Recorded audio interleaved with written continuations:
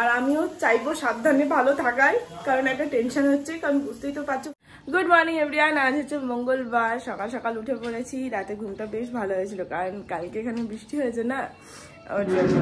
বাকি চাটা নিয়ে বসে। গুড মর্নিং কৃধানি। মেয়ের এই উইকটাই ছুটি, নেক্সট উইক থেকে ও 1 তারিখ সোমবার তো নতুন সেশন শুরু হবে নার্সারির। আচ্ছা, গুড মর্নিং। ম্যাডামও খাচ্ছেন হরলিক্স আর 2টো বিস্কিট। Good morning.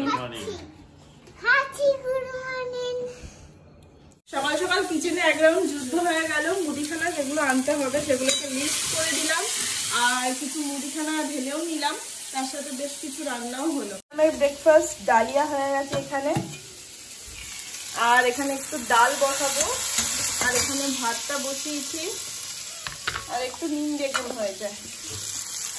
আর এই যে সব মুদিখানা ঢেলেছি।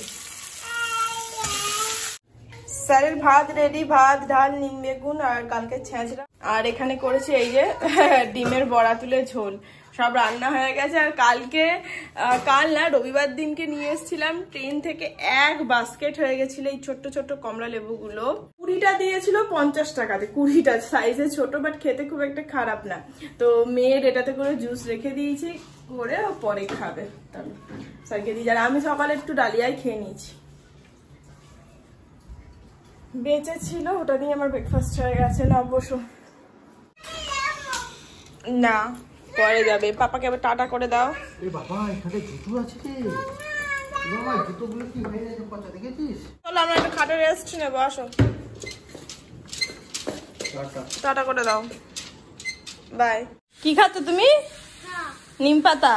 এই যে ভাত নিয়ে বসে গেছি, আমাদের পছন্দের নিম বেগুন আর ডিম আর ছেঁচড়া আর ডাল আছে। চলো পেট পুজোটা সেরে নিই। এই যে মা কুলের আচার দিয়ে দিয়েছে। যার আগে মাকে বলেছিলাম কুলের আচার করবে, তো অনেকদিন খাইনি, তো মা করেছে, পাঠিয়েও দিয়েছে। এর সাথে বড়ি পাঠিয়েছে, হলুদ পাঠিয়েছে, অনেক কিছু পাঠিয়েছে বাকি। চলো, আর এই যে কমলা লেবু 20টা কিনেছি, খেতে তো হবে, নাহলে নষ্ট হবে।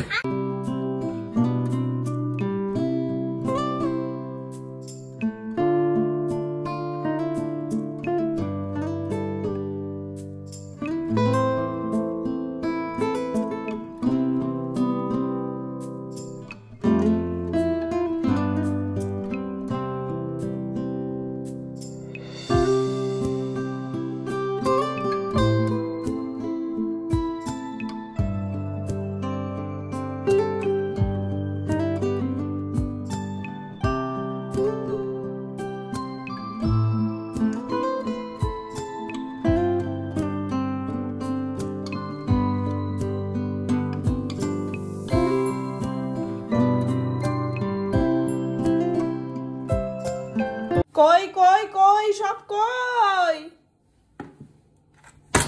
কোথায় গেলে? এই যে রেডি হয়ে গেছে সুন্দর সুজির, কি বলে এটাকে, যাই হোক আমি অর্ধেক জিনিসের নামই ভুলে যাই। যাই হোক হয়ে গেছে। অফিস থেকে এসে ও বলছে প্রচন্ড খিদে পেয়েছে, কি খাবে? তো আমি ওকে এটা অফার করলাম, বাট ওর ঠিক মন করলো না, বলছে মুড়ি দাও, 1 গামলা মুড়ি খাবো, পেট বোঝানোটা হচ্ছে ওর আসল উদ্দেশ্য। আলাম ঠিক আছে, তুমি এটা খাও, ডেফিনেটলি তোমার পেট ভরবে, আমার উপর বিশ্বাস করে খাও, যদি না ভরে তাহলে বলো।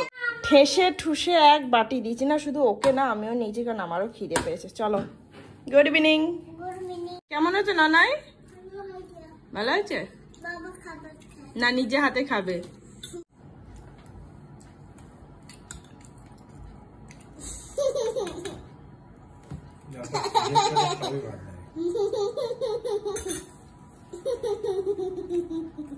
খিদের চোটে সবই ভালো লাগে তো, কথায় আছে কুত্তার পেটে ঘি সহ্য হয় না, জানো তো?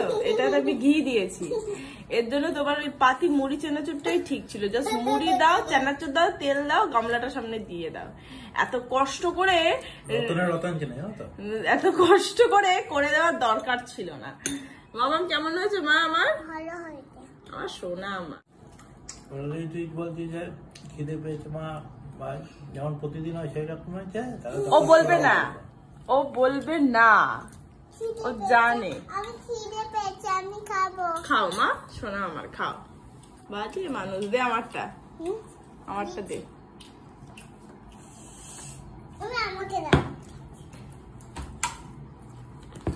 Thank you spoon, thank you.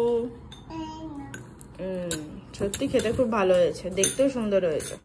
গরম গরম চা রেডি, স্যারের বিস্কুট। বাবারে জায়গাটা ছোট হয়ে গেছে। কি গো, কি করছো? বাজনা বাজাচ্ছ? বাজাও। গুড ইভিনিং এভরিওয়ান, রেডি হয়ে গেছি, একটু ঘেমে গেছি, যাচ্ছি হচ্ছে একটু ডাক্তার দেখাতে। অ্যাকচুয়ালি এত কাশছি তো ওর জন্য আর কি। তো চলো যাই ডাক্তারটা দেখিয়ে আসি, এখন 9টা বাজে। এসে গেছি। মাম্মাম মায়ের ডক্টর দেখাবো। হয়ে গেছে আমাদের ডাক্তার দেখানো, এখন বাড়ি যাচ্ছি আর ও ওষুধগুলোকে নিয়ে বাড়ি যাবে। আমি বাড়িতে চলে এসেছি, ও ওষুধগুলো আনতে গেছে, কারণ এখন কটা বাজে, 9:45 বাজে। আমি রুটিগুলোকে করে নেবো, কারণ ওর স্কুল নেই তো কি হয়েছে, আমার কালকে যোগা আছে। 6টার সময়তে উঠতে হবে। অ্যাকচুয়ালি অনেক দিন হলো যোগা ক্লাসে যাওয়া হয়নি, ওর শরীর খারাপের চক্করে আমাদের ঘুরতে যাওয়ার জন্য। তো এবার শুরু করতে হবে, এখন যেহেতু সব নর্মাল আছে। তো কালকে যাব ভাবছি, ভাবছি। তো ওর জন্যই রুটি করে নিই, ও আসার। এখানে আমার রাজ্যের ওষুধ চলে এসছে। বাবারে এই এক সমস্যা ডাক্তার দেখানোর, ডাক্তার দেখালেই রাজ্যের ওষুধ। তোমার হয়েছে? কি হয়েছে? ওটা মিউ মিউ পাগল, দেখো মাথাতে ক্লিপ দিয়ে ঘুরে বেড়াচ্ছে আর মুখে মিউ মিউ। বেশি কিচ্ছু না, গলায় ইনফেকশন হয়ে গেছে, যা ওষুধ দিয়েছে বলার বাইরে। এখানে বেগুন ভাজা, আলুর দম, রুটি, মুদিখানা লিখে খেতে বসো। মিউ মিউ বন্ধ করে খেতে বসো। গুড মর্নিং এভরিওয়ান, এখন ঠিক মর্নিং নেই। আমি এই ব্লগটা এন্ড করতে কালকে রাতে ভুলে গেছিলাম। বাকি আমার একটা প্রবলেম হয়ে গেছে। প্রবলেম বলতে আমার ফোনে চার্জ হচ্ছে না। চার্জ হচ্ছে না বলতে এইটা ফোনের মধ্যে ঢুকছে না, কিছুতে আটকে যাচ্ছে, হাফ গিয়ে আর হাফ যাচ্ছে না। কেন সেটা বুঝতে পারছি না। 64% চার্জ আছে। কালকে লাস্ট রাত্রিবেলাতে চার্জ দিয়েছিলাম, ঠিক হয়েছিল, চার্জ একদম ঠিকঠাক হয়েছিল, কোনো প্রবলেম হয়নি। এটাও ভেতরে পুরোটাই চলে গেছিল, কিন্তু কেন না সকালবেলা উঠে চার্জ দিতে গিয়ে দেখি এটা যাচ্ছে না, হাফ গিয়ে আর যাচ্ছে না। বেশি তো প্রেশার দিতে পারছি না, যদি ভেঙে যায় ওর জন্য। তো আমি জানি না আর কি করে ব্লগ আমি শ্যুট করবো, কারণ এডিটিংও রয়েছে। তো আমি এই ব্লগটা আজকের ব্লগটা আর কি আপলোড করে দিচ্ছি। 64% যা চার্জ আছে কোনো রকম। তারপর ওর আজকে একদমই টাইম হবে না ফোনটাকে নিয়ে সার্ভিস সেন্টারে যাওয়া, কালকেও যাবে। তো বাকি যতটুকু চার্জ বেঁচে থাকবে সেটুকু দিয়ে আমাকে আজকে রাতটা চালাতে হবে ফর এমার্জেন্সির জন্য। আমি আর ব্লগ শ্যুটও করছি না, বাকি আর এডিটিংও আমি যাচ্ছি না। তো আমি জানি না কালকে আমি ব্লগ আপলোড করতে পারবো কিনা, হাফ শ্যুট তো হয়ে রয়েছে। বাকি আজকের এই ব্লগটা এখানেই শেষ করে দিচ্ছি। এখানে আমার এই যে চালাটা হয়ে গেছে, যদি ব্লগ যায় তাহলে নেক্সট মর্নিংয়ে তোমরা দেখতে পারবে। বাকি চলো এই ব্লগটা এখানেই শেষ করছি, দেখা হচ্ছে আগামী কাল। ততক্ষণ ভালো থেকো, সুস্থ থেকো, সাবধানে থেকো। আর আমিও চাইবো সাবধানে ভালো থাকার, কারণ একটা টেনশন হচ্ছে, কারণ বুঝতেই তো পারছো ফোনের মধ্যে আমার সমস্ত কাজ। ফোনটা একটু বিগড়ালে যে কি বড় প্রবলেম হয় বলে বোঝাতে পারবো না। বাকি এখন দেখা যাক, বাই।